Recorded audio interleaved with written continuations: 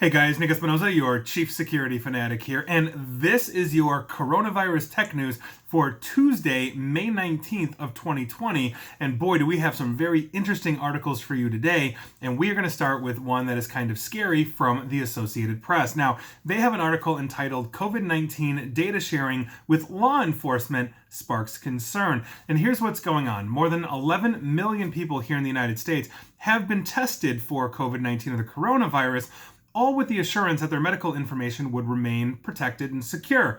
That's pretty much by default what we assume. Our medical records are supposed to be private under HIPAA compliance law, or are they? And we're going to get to that. But here's what's going on. Public officials in at least 2/3 of states are sharing the addresses of people who have tested positive with first responders. Basically police officers, firefighters, EMTs are getting this information.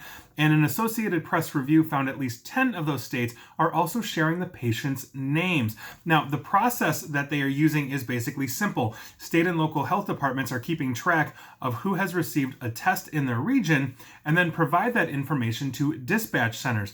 The Associated Press review shows that what happens in at least 35 states is that they share addresses of people who have tested positive. But at least 10 states are going further than this, and they are also sharing the patients' names, and that is Colorado, Iowa, Louisiana, Nevada, New Hampshire, New Jersey, North Dakota, Ohio, South Dakota, and Tennessee. Wisconsin did, but also briefly, did briefly, but then stopped earlier this month, and there have been 287,481 positive cases in those states, mostly in New Jersey. So the government's position on this is rather simple.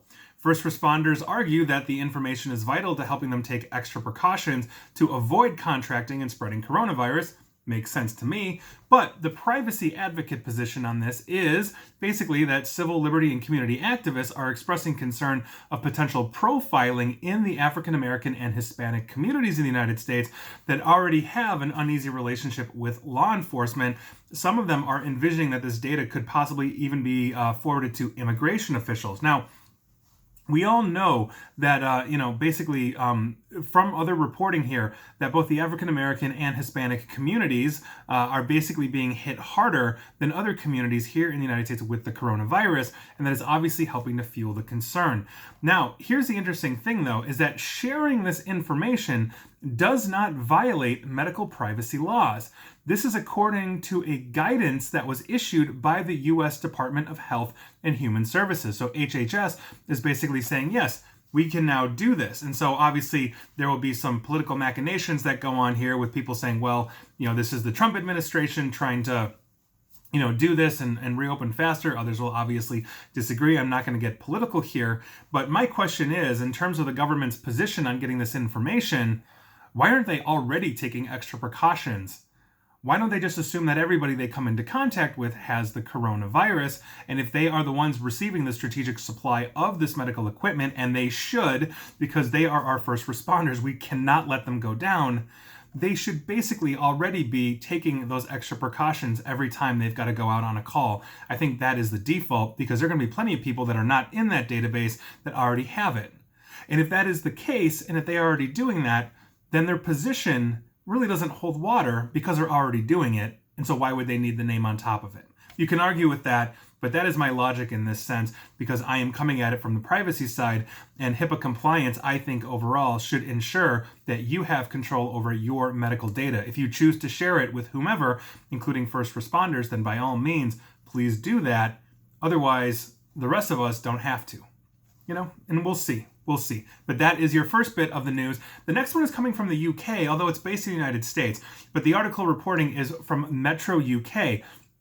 They have an article entitled, "Coronavirus Could Soon Be Tested by Sneezing onto Your Phone." And I found this actually pretty interesting here. Now, a US-based research team is developing a sensor that attaches to your mobile phone and can tell the user if they are infected within 60 seconds. Now, it is hoped that this relatively cheap sensor for them to make, and according to this, it costs £45.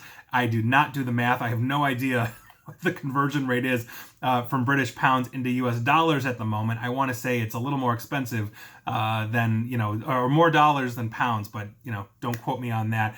And they are hoping that it's going to be available within 3 months. Now, the project leader of this is Professor Masoud Tabibazar, and he is an engineer at the University of Utah in the United States, and he believes that this is actually going to play a big role in tracking the pandemic. Now, this gadget was originally developed to combat the Zika virus that was triggering a global health emergency in 2016, because obviously, if you recall from that, that was causing a lot of birth defects if a pregnant woman was getting infected. So a lot of travel seized up because of fears over Zika. So that is something to consider, but now they're converting it to this. And so the next issue then is that I have outside of this article that didn't mention it is, where does the data go?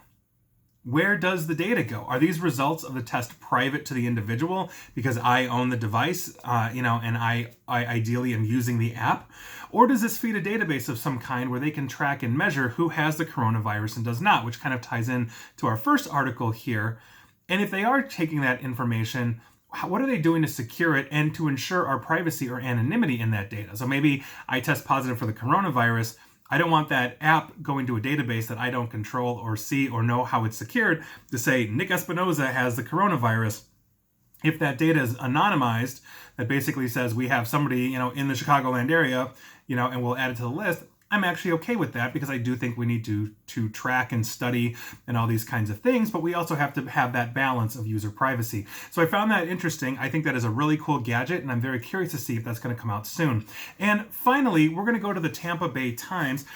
Excuse me. I found this actually a bit disturbing, and I've got some thoughts on this as well. And as you know, I don't get political here, but some of the stuff that we do now in technology and cybersecurity unfortunately gets to brush up against this. And so the Tampa Bay Times has an article entitled Florida Health Department Manager Told to Delete Coronavirus Data, Forced to Resign, she says. Now, one day before a top Florida Department of Health data manager, Rebecca Jones, was taken off her role of maintaining the state's COVID-19 dashboard, officials had directed her to remove data from public view that showed Floridians reporting symptoms of the disease before their cases were officially announced. And this is according to internal emails that were obtained by the Tampa Bay Times. She has since been asked to resign, and she said this today on Tuesday. Now, some of the statements that she has made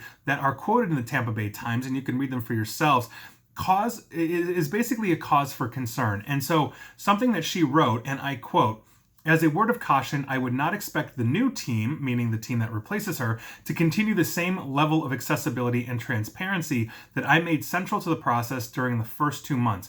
After all, my commitment to both is largely, arguably entirely, the reason I am no longer managing it." Jones also told CBS 12 in Tallahassee yesterday that she refused to, and I quote, "manually change data to drum up support for the plan to reopen the state." It appears that, according to all of this, that Florida is cooking its books to make a case for reopening its state sooner than later when they've had a serious issue with spreading this infection to multiple states after refusing to close down beaches for spring break. I think we all remember that mess and those interviews of those kids being like, I'm just going to live my life. And then the epidemiological models that showed everybody going back and spreading this to half the United States. Florida has got a real issue here. Now, this article also goes on to discuss internal emails that the Tampa Bay Times had received where employees are removing columns such as when people started showing symptoms, and also to retract or change data sets to match apparently a PDF that they put out. This is the antithesis of transparency. And I know that we have to balance, sheltering in place and keeping everybody safe. And we also have the economy to worry about, which obviously, is a very serious issue in all of this. But I think we should all be working off the same amount of facts. We should all have the transparency that says this is everything. These are all the cards on the table in terms of infections and everything else, and then make informed decisions.